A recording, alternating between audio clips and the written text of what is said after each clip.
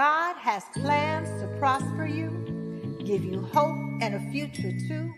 So let me remind you of what you have the power to do. You've been on a journey, trying to find your way. Like the sun, you're rising, 'cause today's your day to unlock every gift inside. Let your potential flow. Don't let anybody kill your vibe. Time to bust up and show. Gotta keep on reaching, keep believing. Act like you know you can win. Live your dreams, reach your goals. Be happy, you can make it. Get motivated with Cassandra.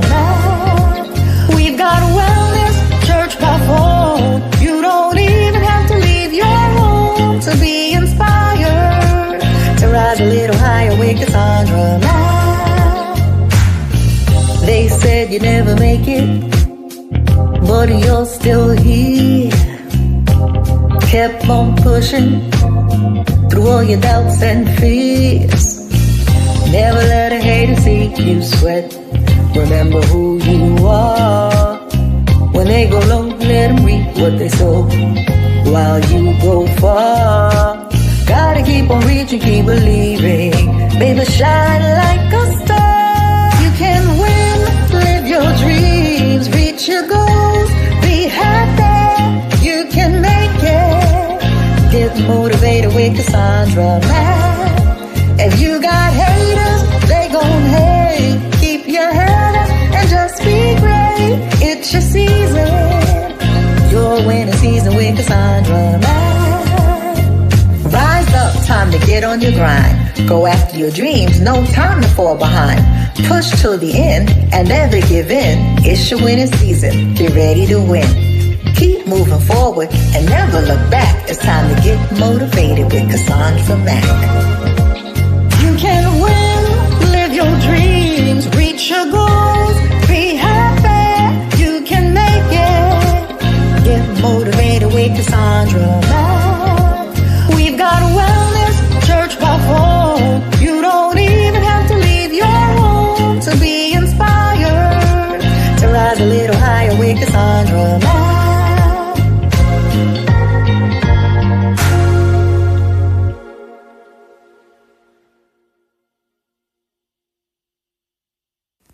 Welcome to the Cassandra Matt channel, a channel dedicated to providing biblical wisdom and upliftment to those who want to be part of this community. So you know this up front, comments that are divisive, disrespectful, or deliberately contrary to the teaching shared here will be deleted and the person will be blocked. Understand that I post as I'm led by the Lord. I do not post for anyone's approval or validation. Therefore, I will not be swayed by those who come in bad faith to troll or who come with a disruptive agenda. If you find that this channel doesn't align with you, that's perfectly okay. If you are offended by my rules, my directness, or my delivery, that's okay also. I encourage you to find the YouTube channel that's a better fit, since obviously we're not it. And if you choose to unsubscribe, no need to announce your departure. We are not the airlines. At any time, you can simply choose not to get on board. To everyone else, thank you for being here. Let's continue to grow together. God bless you. Today we're talking about a toxic dynamic that happens between some mothers and daughters when mothers view their daughters, their blossoming daughters, as their rival instead of as part of their legacy. And it's called the Snow White complex. And so many of you reach out to me before Mother's Day because a lot of you have went through this with your own mother or a mother figure in your family, and you really didn't understand why you were going through what you were going through, why you were treated so harshly. And we're going to look at this starting from the perspective of the actual fairy tale Snow White. If you've ever seen the movie, read the book when you were a child. And then we're going to look at what the Bible has to say about envy, to give you a better understanding. Because sometimes when we understand something with deeper clarity, we're able to begin to make peace with our past and heal the areas that need fine-tuning. And so the story goes that once upon a time, there was a queen who would always look in her magic mirror. And she would say to the mirror, "Mirror, mirror on the wall, who's the fairest of them all?" And for the longest time, the answer was always her, that she was the most beautiful. But her daughter, Snow White, began to blossom. And one day the mirror replied with a different answer and said, "Snow White." And the queen's face contorted with envy, so much so that she ordered her huntsman to kill her own child out of terror that she had been replaced, that she had been dethroned, so to speak. Now, the fairy tale considers it vanity, but in many psychological circles, it is known as the Snow White complex, when a mother perceives her daughter as a rival for attention, the male gaze, beauty, or status, rather than viewing her daughter as part of her legacy, whom she should be guiding, whom she should be protecting from the wolves in sheep's clothing and the wolves who are very, very blatant about being a wolf. And so oftentimes what will look like harsh discipline is often competition and the feeling of being replaced and disguised, and it is not healthy and it needs to be talked about. And so long before this story was ever written, the story of Snow White, the Bible clearly points out the damaging effects of envy. In James chapter 3, verse 16, it says, "Where there is envy and self-seeking, you will find confusion and every evil work." So look at what the scripture's saying. Where there's envy, in addition to self-seeking, selfish ambition, you're going to find two fruits. You're going to find some sort of confusion. So this is why you may be confused, like, how can a mother treat her daughter this way? It doesn't make sense. I don't understand. Isn't she supposed to love me? Isn't she supposed to protect me? Isn't she supposed to be there for me? Particularly when you were a minor. So you might have found that you were always baffled by your mother's behavior, who may claim to love you in one breath while treating you as her rival in the next. And that's a confusing thing to make sense of in the mind of an adolescent as you're 11, 12, 16, however old you would have been at the time. And so you will find confusion and every evil work. Nothing's off the table, no type of evil act. There have been murders as a result of envy. This is why you will hear me say over and over again, I don't play with that spirit of envy. When I'm sensing that somebody around me harbors that spirit towards me, I will shake the dust off my feet in a New York heartbeat. And so that question that the queen would always ask, "Who's the fairest of them all, mirror, mirror on the wall," was never just about looks. It was about the fear of being replaced. It was more than vanity. It was about not having a solid sense of self-worth that was not attached to the way that you look, because our looks will change over time. And so your self-worth has to be based on more than that. And so it was also about envy, envying another's gift, whether that gift is the gift of physical beauty. They were blessed with physical beauty. Whether it is the gift of the type of personality where other people just gravitate towards them and want to be around them. Whether it is the gift of confidence or another type of gift. You're musically inclined. You're inclined in another kind of way. Whatever those things may be. But in the story of Snow White specifically, it was beauty envy, because she was blossoming into a young woman, a younger version of her mother. And this often is taboo to talk about, but it does happen in families. And maybe you were always receiving some sort of hate and you couldn't put your finger on why. Like, why does my mother treat me this way? And when a mother is operating from the Snow White complex, her daughter is no longer her legacy. She's not thinking, this is my mini me who's going to carry on my name, who's going to carry on my blood, who I am proud of, who I am grooming, who I am excited about what the future holds for her, who I want her to have a better life than me. If I struggled, I'm hoping she doesn't struggle like I struggled. If life was hard for me, I'm hoping life will be a little easier for her. If I had a lot of responsibility at a very young age and I was never able to travel and do the things that I dreamed of doing, I'm hoping better for her. Now, ultimately, it is her life choice as she becomes an adult. But these are my hopes for her when mothering is rooted in love and legacy and not rivalry. And so we're going to highlight 5 ways that the Snow White complex, that I'm going to call it, often unfolds. And then we're going to also look at the spiritual truth based on scripture behind this type of mindset and heart posture.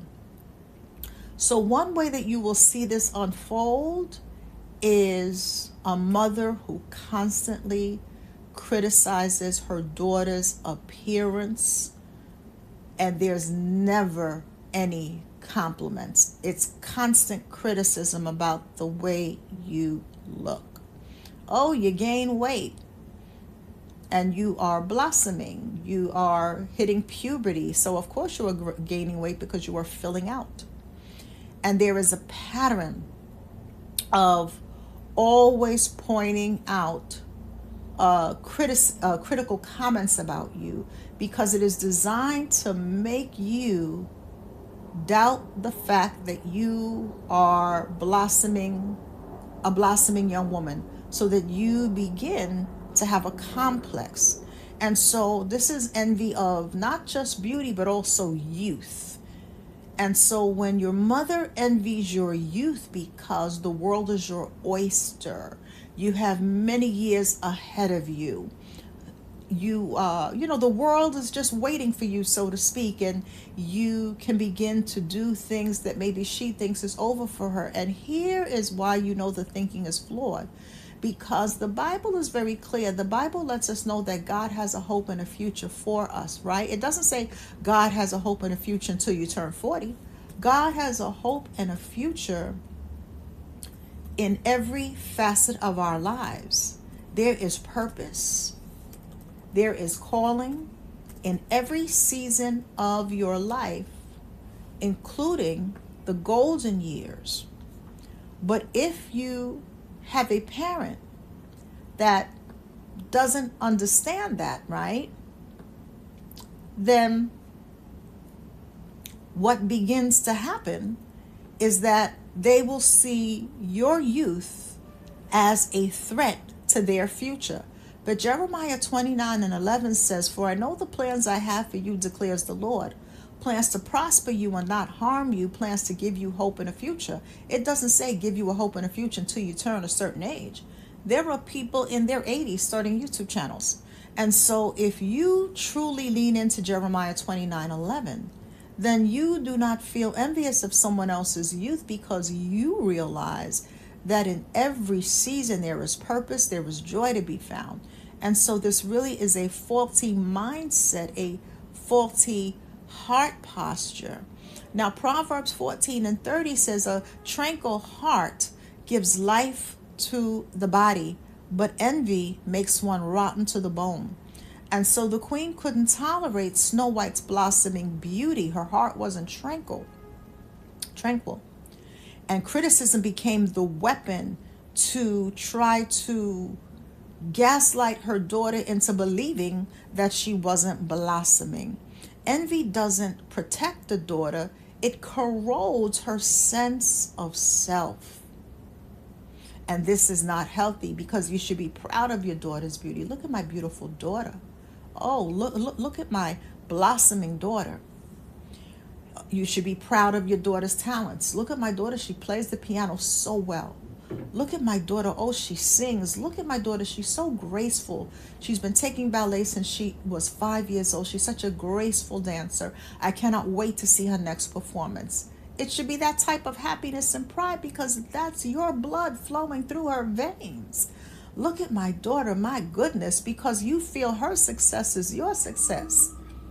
And when you feel that your child's success is part of your success, you don't envy their success. You embrace it. And you are 10 toes down there to support them. A second way that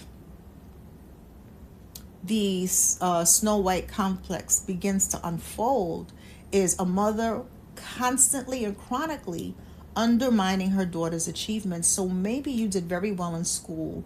You had just educational acumen and you got A's or A's and B's, and you were just the type of student that when your mother would come to parent-teacher night, your teachers would talk about what a joy you were to have in class, and they just had such high hopes for you, and you knew you were going to college or whatever you were going to do in the future.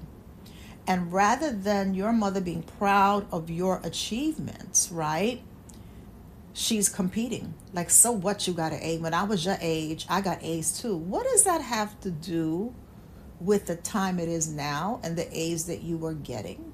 Why would you say, so what, you got A's? It should be, I am so proud. And what is it you think you want to do? What college do you think you want to go to?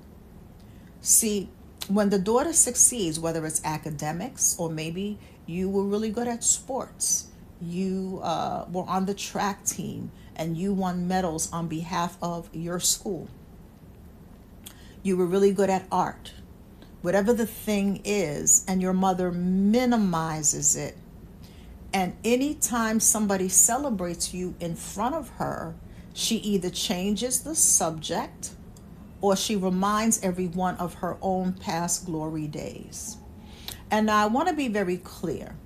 There's nothing wrong with bringing up your glory days as a mother, because sometimes it does remind you of that. But there is a difference between saying, I am so proud of my daughter who's on the track team. You know, running runs in our family. Grandma was a fast runner. I was on the track team, and now my daughter's continuing that legacy. I am so proud. So that's a different space from saying, so what, she won the medal for her school. When I ran track in my day, not only did I win the medal for my school, but I won the medal citywide. And it's almost like you want to knock the air out the balloon, so to speak, knock her down to size, deflate her. And it is a bitter, jealous heart, because why would a mother minimize what her daughter is trying to achieve? Because that's going to affect her daughter's confidence, and that's the goal. That's the goal.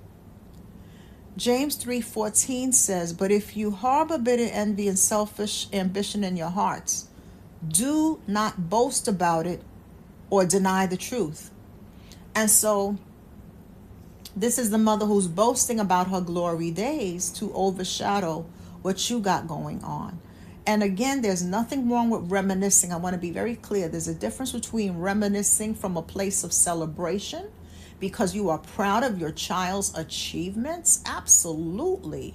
There's a difference between doing that and boasting from the perspective of trying to cut your daughter down to size and put her down. See, the mirror didn't lie about Snow White's beauty. The mirror was the truth. But the queen couldn't celebrate the truth that her daughter was blossoming. See, a envious heart can't rejoice with those who rejoice. And so rather than the mother being like, I'm so glad it's my daughter who is the fairest of them all. That's my mini me, that she's continuing our legacy. It's my daughter, not another woman's daughter. I'm so glad it's my daughter. You really have to be in a solidified place to be able to look at your daughter with pride. And it doesn't mean that you never long for the days where you were celebrated and so forth. But the thing about healthy self-esteem is it allows you to find your lane in every season.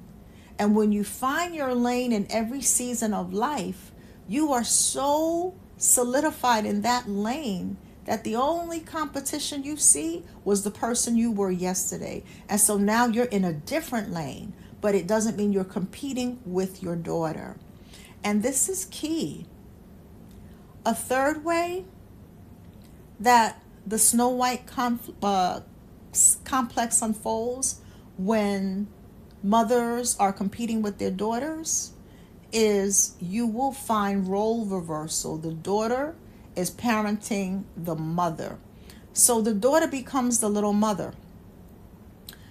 In that, you have to listen to all your mother's romantic woes. You have to be the one to constantly soothe your mother's ego.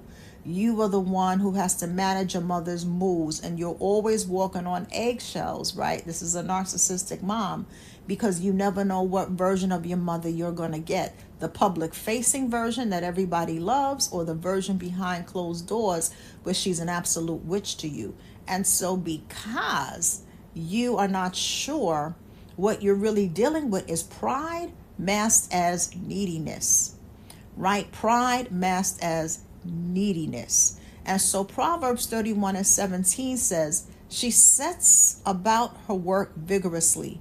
Her arms are strong for her task. And so this lets us know that a godly woman gives strength to others from the strength that she has. She doesn't drain other people's strength. She has boundaries, but she's a giver with boundaries, not a taker who drains. And so if you find like, dag, I feel like I raised my mom. Like I was always the one that had to listen to everything that was going on in her different relationships. This didn't work, that didn't work. I could never come to my mom for advice, because I was always the caretaker giving her advice about her dating woes. And so there is a role reversal, because it is pride and egocentric behavior that is disguised as emotional neediness. This is hard. This is going to be very hard. And so the queen needed Snow White in a box to feel safe. So when your mother can keep you in a box, you feel safe. A mother operating in ego, self-centeredness, and pride uses her daughter as emotional supply, not as a child to nurture. You were the child. But scripture calls mothers to be the strong one. When you are a proverbial woman, you were the strong one, right? The Proverbs 31, or a woman of strength, not strong to the detriment of your own priorities and self-care. I want to be very clear in my language. You still got to take care of you as a mom. Absolutely. You got to take care of you as a mom. And we're talking about your minor daughter. We're not talking about when y'all are both adults and it's time for her to be on her own, live her own life. You've raised your kids. We're talking about your minor daughter who is blossoming. And so there are lots of stories where the roles are reversed because the mother is so ego-centered. It looks like neediness, but it's really ego-centered. The mother is so narcissistic and ego-centered that she needs constant admiration, constant supply. And if she can't get it from the male gaze, she will get it from the daughter. And this is why you will feel drained. And oftentimes what happens is you will gravitate towards toxic dating relationships, not meaning to, but because you're trying to get out of that house. And so the first person that you can hook up with, you're trying to get away from mom a lot of times when this is the dynamic in your household. Now here is I think this is number 4. And this is a big one. Actually, I'm going to save this for last because this one is a big one. So number 4 is isolating you from other women, from healthy women. So when you're dealing with someone who's narcissistic, right, oftentimes their public-facing personality is very different than the version you get from them behind closed doors, which is the real them. And so they will isolate you from maybe your grandmother or other aunties or people who can be there for you, because they don't want the other women in their family to know what's really going on behind closed doors. And so you will find that when you were growing up, you couldn't even have a conversation with your grandmother without your mother interjecting. You couldn't have a conversation with your aunt without your mother being worried that you were going to reveal how you're really being treated behind closed doors. See, the mother fears that other women will steal her daughter's emotional supply, because you're providing emotional supply. You're a child. You have to survive that environment, right? Not your fault. We got to survive the environments we are raised until we are old enough and we have the resources to get out on our own. And so a lot of times when the mother is fearful that other women will steal the emotional supply that the daughter gives, or that the daughter will reveal what's really going on in the household, you will hear her say things like, oh, they really don't love you. I'm the only one that loves you. Yet you feel the love of your grandmother or whoever the other women might be in the family. You can feel the love for them, but they will triangulate that relationship to keep you apart from that person, and may even make up things that the person supposedly said about you that they never, ever, ever said. But it was a way for them to be able to control the dynamic, control you, control how much time you spend around healthier women who can be a better role model for you and begin to teach you the ropes of being a woman in a way that is healthy. And so this is control rooted in the fear of abandonment.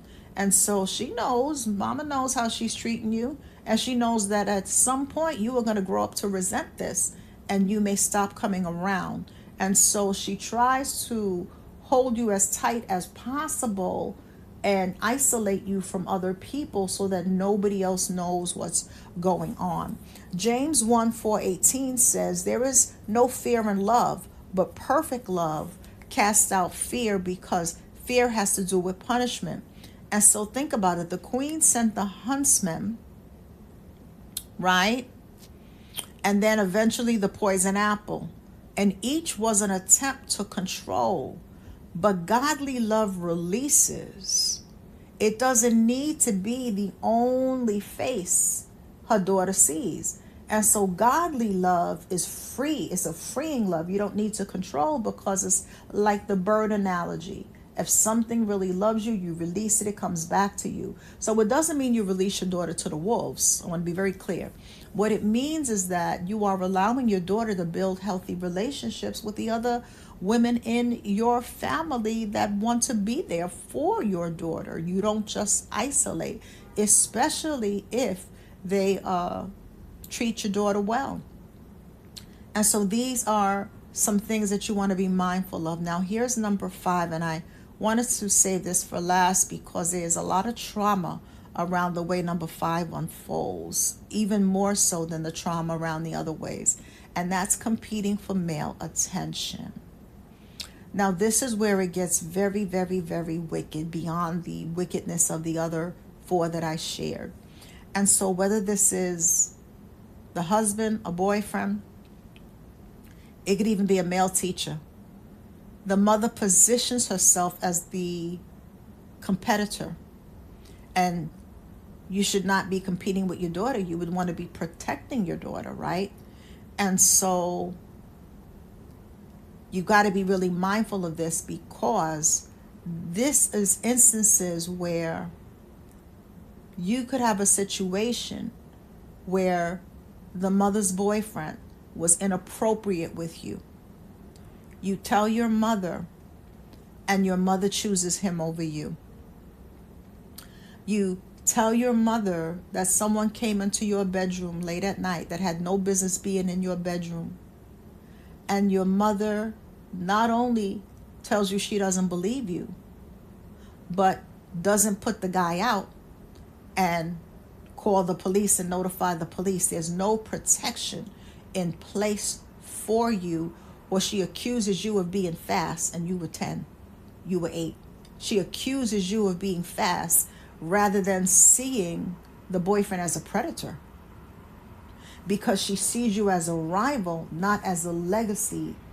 Because a mother who is loving and sees you as a legacy, she's like, listen, you touch my kids, now I don't want to go to jail. And I hope you believe in God. Lord, I hope and pray that you keep me in my sound mind to be able to call the police. That would be my prayer. Keep me in my sound mind to be able to call the police. Please, Lord, do not let me revert back to my old ways and make a phone call and have this handled in the street way. Lord, I'm going to need your strength to call the police. and not put you in the ground for touching my kid. And so a mother that love you, that instinct, that mama bear instinct is going to come out. And a mother who doesn't see you as a rival, but when she is in a place where she sees you as competition, as opposed to her offspring, to protect, to nurture, you will find where you will be set up to be harmed. And she will have no mercy, no compassion for you. And a lot of young women have been in situations like this. And you are flabbergasted, like, how can you take him back and you know what he did? You know. I know you know. See, the queen in Snow White sent Snow White into the forest to die, all to keep the men's gaze on herself.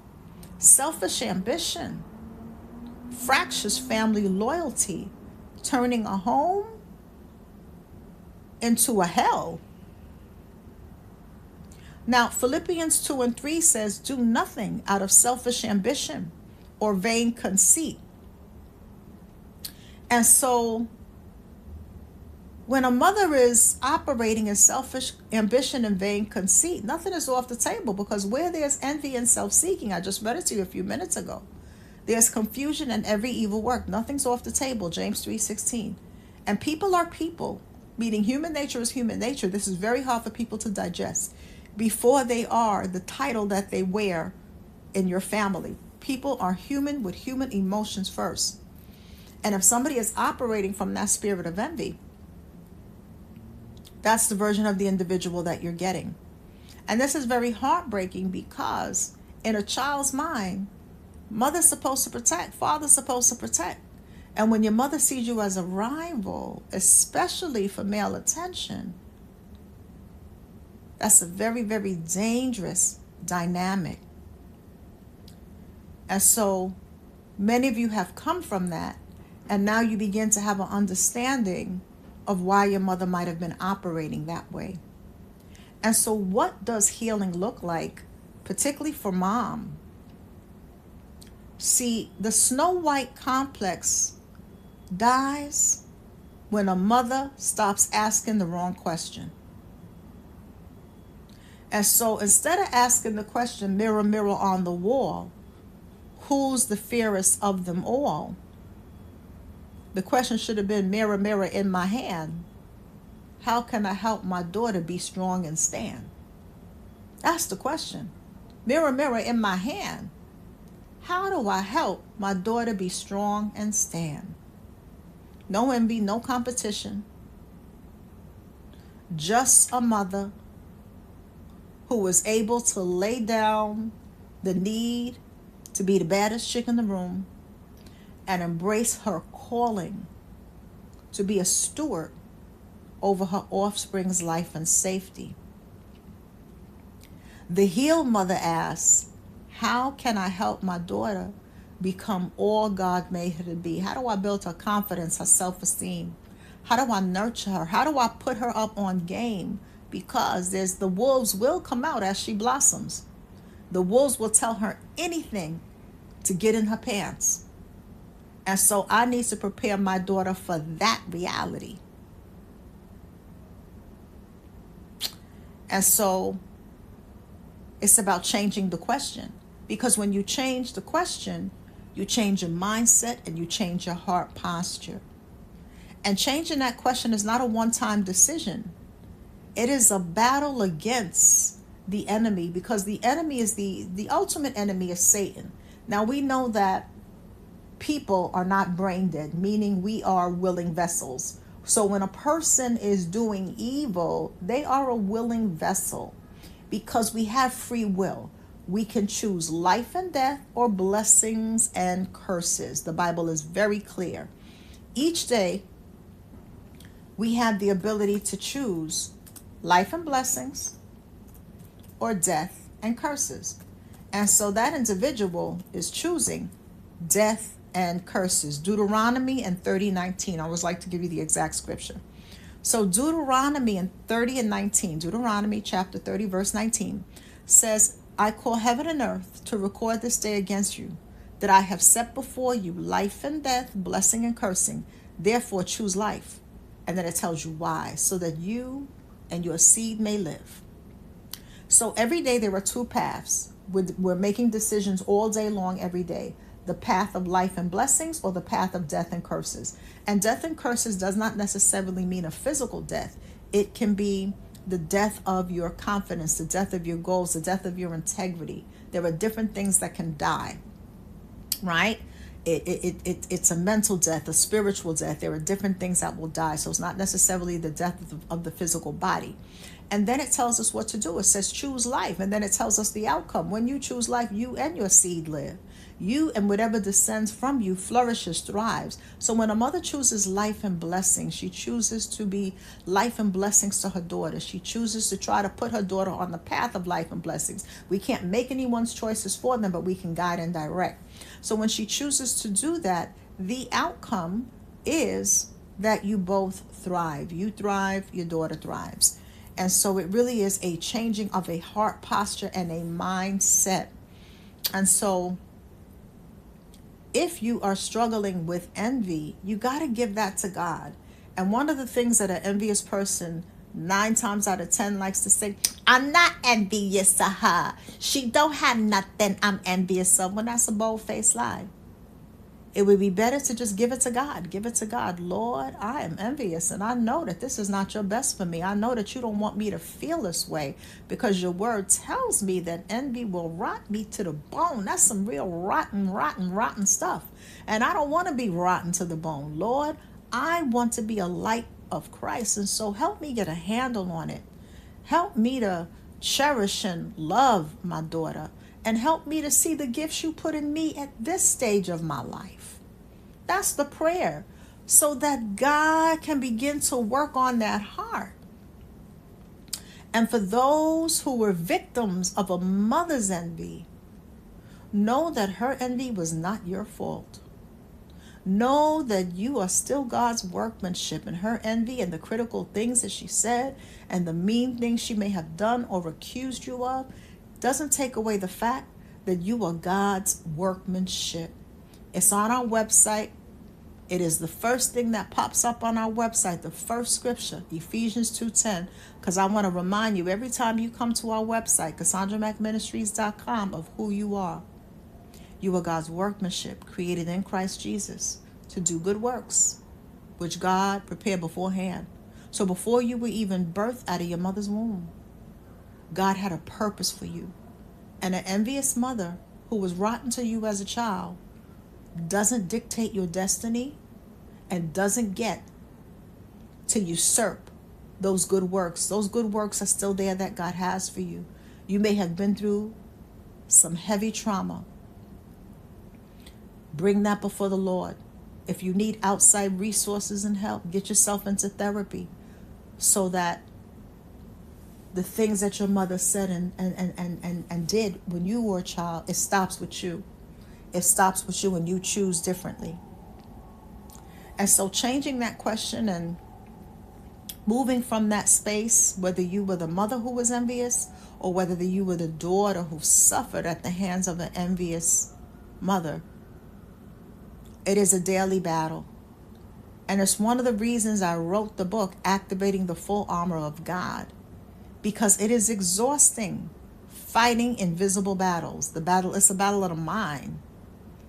Whether it is the mother who is struggling with the envy of the daughter, or whether it is the daughter who suffered at the hands, and you still hear your mother's voice telling you, you're never going to be nothing. You ain't nothing. You got to begin to break that demonic voice coming from your mother and embrace who God says you really are. And so in the new book, it's called Activating the Full Armor of God. It's a 21-day workbook that really allows you to begin to move forward in developing the mental strength, the emotional wherewithal, the spiritual strength when you are dealing with spiritual warfare. And you best believe envy is a form of spiritual warfare. The enemy will use another person's envy for him to kill, steal, and destroy. Steal, kill, and destroy, right? John 10:10 says, the thief comes only to steal, kill, and destroy. Christ comes so that we may have life and have life more abundantly.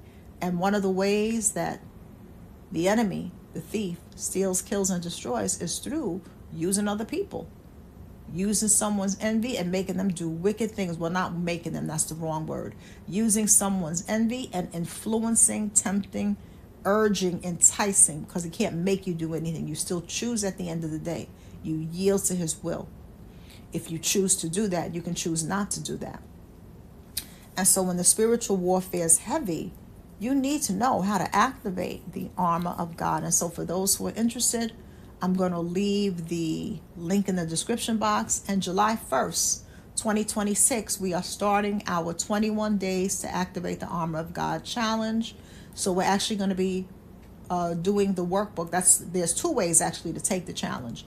So there's the workbook way that you just get the workbook, which is a self-guided workbook.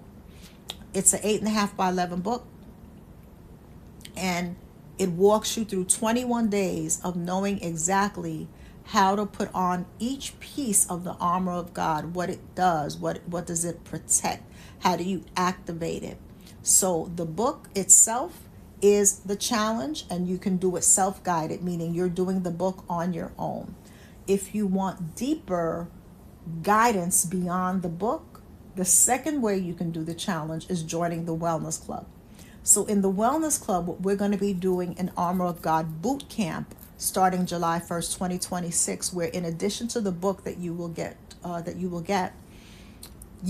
the book on your own. So in addition to getting the book on your own, there will be videos, daily videos from July 1st to July 21st that will be guidance videos going deeper into each day of the Activating the Armor of God challenge. So for those who are already in the Wellness Club, once you get the book, just wait till July 1st and you will get those videos. And then once the 21 videos are up after the 21st, they remain evergreen in the Wellness Club.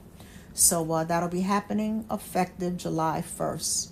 So with that being said, have an amazing day. I always want to let you know that we have a church by phone service. It's totally free. It's open to the general public. And you can find out more by visiting our ministry website, CassandraMacMinistries.com. You can find the details, the time, the phone number to call in, and everything you need to know. You can find out on our website, CassandraMacMinistries.com. And if you're not ready or able to join the Wellness Club at this point, continue enjoying the free public videos here on YouTube. So with that being said, don't forget to like, subscribe, hype the video, and let's get this message out here to people who may be struggling with this very issue. Take care of yourselves. Let's do our best to be kind, but let's also take our common sense and discernment with us. God bless.